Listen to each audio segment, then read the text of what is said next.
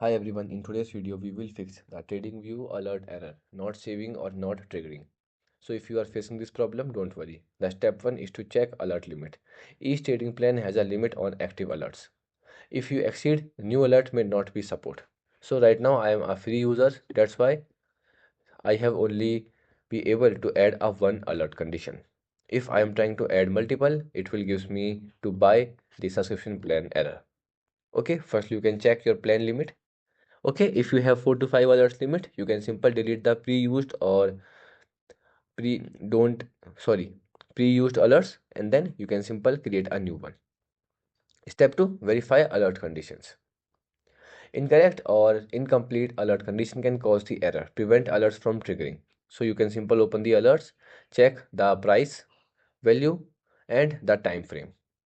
Okay, here you will see.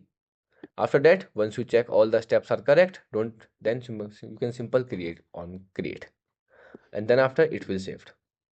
Okay, the step 3 is you can simple change the trigger settings. Wrong trigger type can make alerts seems broken, like only once if you need repeated alerts. Okay, so if you don't need repeated alerts, or if you need, you can add multiple. So here you will see, if you want only once, you can simple click on create and select once. Okay, if you don't want, you can simple here set it to every time per minute condition remain meet. And the last step is you can simple enable the notification. Many users do that. In the notification section, the notification will be turned off. That's why the alert will trigger, but you will not hear it. So you can simple enable this button to show toast notification and apply. So these are the steps that can help you to fix. Goodbye.